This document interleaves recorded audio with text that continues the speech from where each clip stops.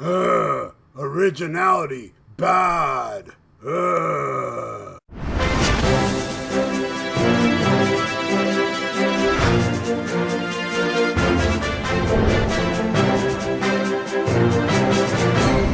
SHMACKEMAGOB, everybody. It's the news. I haven't done the news in a while, and hopefully I'll be doing news more often now because not a lot's been happening, and also it's a little time consuming for me to, have the little pictures above my head, so I'm doing it differently now. So I can do it quicker and just as effective. So the first story I want to bring up is Ozzy Osbourne. These pictures were published by the Daily Mail. That it's first pictures of Ozzy since the pandemic broke out, and he's got white hair, and I posted this on my Facebook page, and at first a lot of people were like, he looks terrible, blah blah blah, and I was like, really? For a guy that's 71 years old with Parkinson's, just had some kind of spine surgery or something like that, and a lifetime of heavy narcotics. I mean, I think he looks damn good for a 71-year-old. And you see this picture here. A lot of people were leaving comments going, oh my God, he's got cataracts. It could be the lighting. I'm not saying he doesn't have cataracts. It was brought to my attention that, cataracts is part of the Parkinson's thing. But, I mean, everybody's a wannabe doctor online, while I'm a wannabe doctor in real life. And even as a real life wannabe doctor, I'm not going to say this guy's got cataracts unless, it's reported. But all I can say is, hey man, I dig Ozzy with the gray hair. It doesn't bother me. I love Ozzy, man, and let him be. And I know Jack Osbourne got really pissed off that these pictures were published. Probably going to be pissed off at me for publishing this, but hey man, I think Ozzy looks great for his age, for everything he's been through. And I love Ozzy. Will always love Ozzy. May not be crazy about that last album, but who gives a fuck? I love him because he has given me so much joy in life. He is the singer of my favorite band, Black Sabbath. To me, he's the original headbanger. I don't know who the hell was banging their heads like Ozzy back in 1970, 69, those early footages. He's an icon. He's a legend. And hey, man, if you all going to hate on him, shame on you. And my condolences for not recognizing the greatness of Ozzy Osbourne. Hope he lives another 100 years. Because a world without Ozzy would be horrible for me. I love the man. Always will. And don't give a fuck what the haters have to say about him. Long live Ozzy Osbourne. In sad news, the singer for Power Trip, Riley Gale, has passed away at only 35 years old. Died in his sleep. Nothing else was said about the cause of his death, but it is very sad. And I love Power Trip. I own both their albums. I own Manifest Decimation and Nightmare Logic, both great thrashing albums. And man, I never got to see them live, but I was at a show they played at, which I found out after he passed away, because I went to this place called a Talent Farm in Pembroke Pines, Florida, to see Iron Reagan.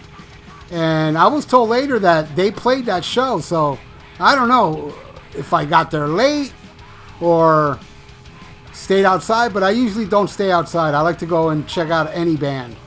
But it's odd when I heard that they played that show, and I was like, what? Because I never got to see them. But yeah, very sad news of Riley. And also, he was friends with somebody from Fox News that gave him a little tribute and even wore a Power Trip shirt. And it was really cool. I did see that footage. It was nice that he got some recognition on a very popular media outlet. So, whew, man, only 35 years old. What a shame. And what a talent. Great voice on that guy. Rest in peace, Riley. Okay, in much better news, Blue Oyster Cult just released 2 songs from their next album that's called The Symbol Remains. It's coming out October 9th, nearly 2 decades after the release of their last album, Curse of the Hidden Mirror. And Man, do I like it. That was great. Those two songs are great. That Was Me was super cool. Box in my head.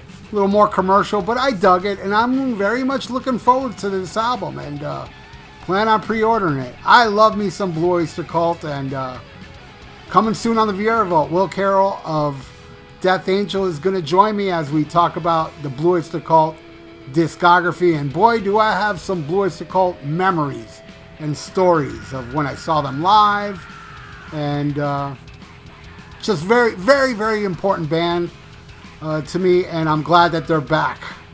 Okay, this guy, Sebastian Bach, boy, does he like to argue.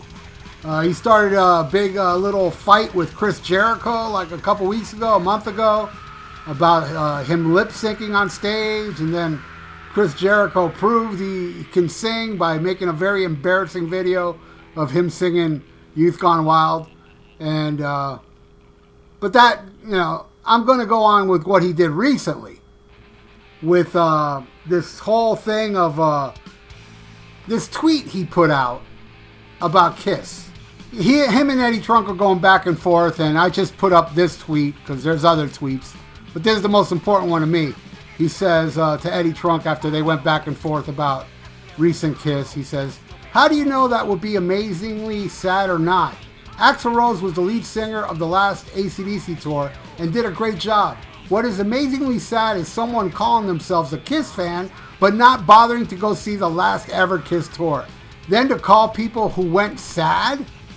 Now, I agree with him. Calling people that go see that final Kiss tour as sad is, it's kind of lame. Let people do what they want. If people want to see the final Kiss show, more power to them, There, I'll agree with them. But calling themselves a Kiss fan and not bother to see the last ever Kiss tour, there I disagree with them 100%. Oh, I've dealt with these people. I had no idea Sebastian was also a Kiss tard. I've seen people put up like, little beams that say, Kiss fans love all eras. In other words, you should just make a meme that says, if you're not a sheep, you're not a real Kiss fan. So that I disagree with them. And then bringing up Axl Rose and AC/DC is a horrible, horrible excuse. Because Axl Rose does not go up there with a little cabbie hat like Brian Johnson and dresses like Bon Scott or Brian Johnson. He was Axl Rose. He did himself, So to use him as an excuse, as an example, is very poor. Because this whole thing where Eddie Trunk, Eddie Trunk, I met him, a very nice guy, but I don't usually agree with him because I feel like he's a guy that, likes to bash people that don't talk to him and doesn't bring up the hypocrisy of Sammy Hagar when Sammy Hagar's on his show.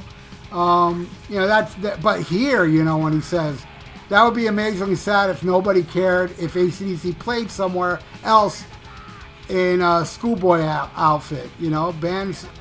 But nothing surprises me. Blows my mind how few care, know who's in a band, or even really, or if it's even really live. See, that's the point Eddie's also making, is that Paul Stanley, was caught lip syncing, and I know you Kiss tards will say no, he wasn't. Okay, fine. Live in your fantasy world, but he was. And here Sebastian Bach is slamming just Chris Jericho, but doesn't say nothing about Paul Stanley. Kiss tard.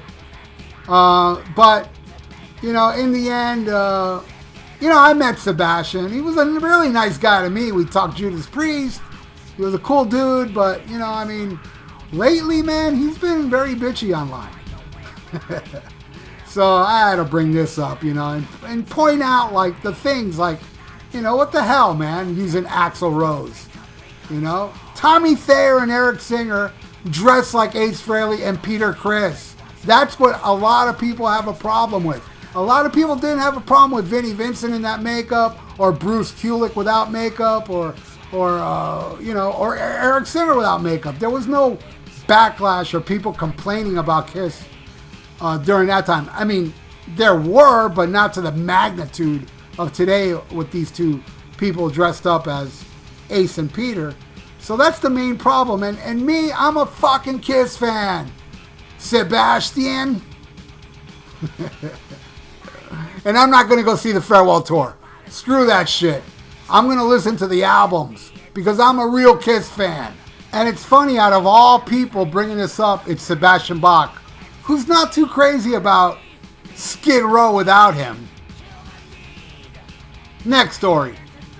And this is the final story. I want to talk about Metallica just did a drive-in concert. And yeah, I really like Hardwired. I'm not too crazy about anything after Master of Puppets. Yes, I mean, I love Blacken and Dire Eve. You know, a couple of songs. I liked one. But I'm not the biggest fan of Injustice for All. And, you know, there's a couple tunes I liked off of the Black Album. And, you know, a song here and there on the loads. But, you know, I mean, I'm more of a fan of the first 3 albums. But I really dug Hardwired. But, you know, hey, man, I think it's really cool that they do this. But I don't know, man.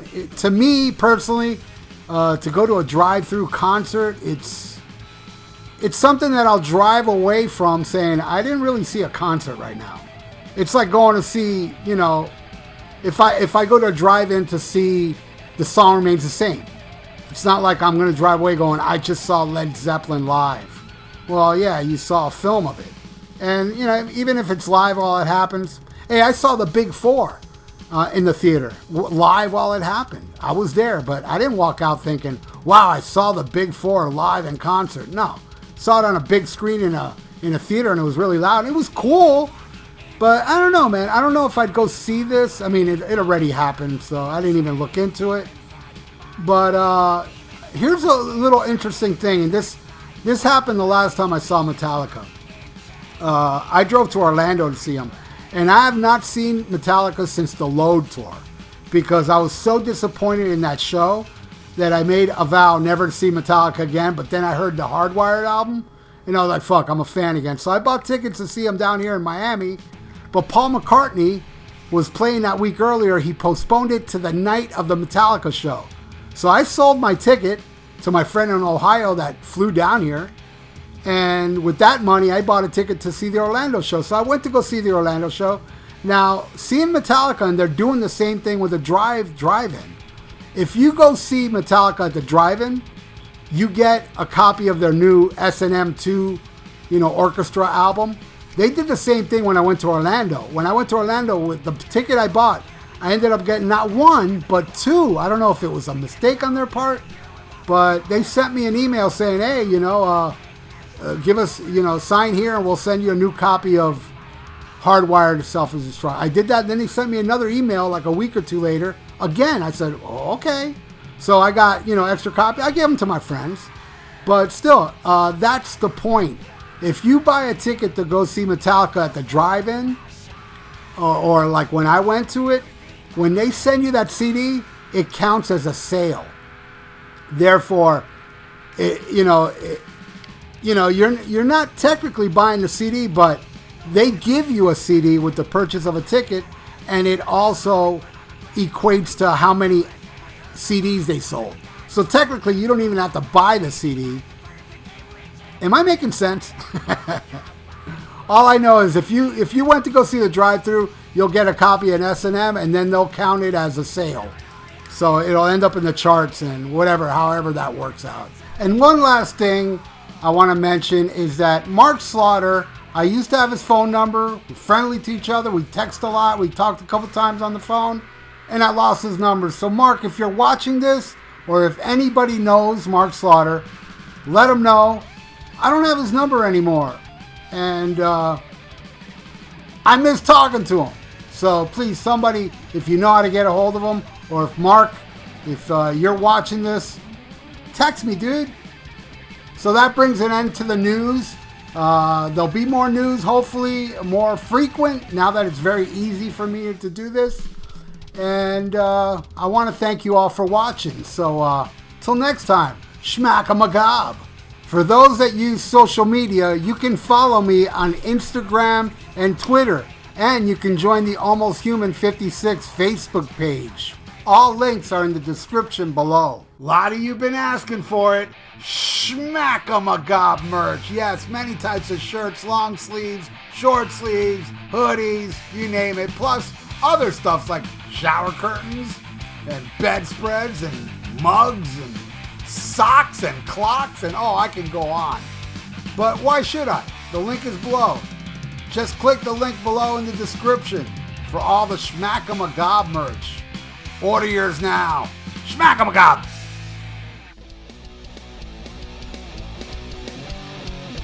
Hey, check out my podcast, The VIERA Vault, on Spreaker, YouTube, and iTunes.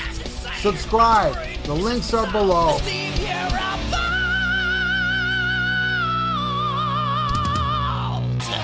Looking for some new podcasts to listen to? Well, Rat Salad Review Network has plenty of shows to choose from. Like Rat Salad Review, where they discuss the latest rock and metal news, as well as interviews and albums. Album vs. Album, the King Diamond podcast with Wayne Noon, Greg Norgal, and sometimes this guy. SHMACKEMAGOB! Ralph Vieira is also on our network with the VIERA Vault. There's also Old Man Metal's Musings, where he discusses heavy metal and beer. Music is Life with Lou Mavs. The Right Opinion for those who love politics. A South Park podcast called Suck My Balls. The Infinite Fringe, a watch-along wrestling show called Beyond Bushido, ex-Stradivarius guitarist, the Timo Tolkki podcast, and the great Harry Barnett with I Don't Even Like Podcasts. So check out ratsaladreview.com or search Rat Salad Review on YouTube, Podbeam, iTunes, Spotify, Stitcher, and more.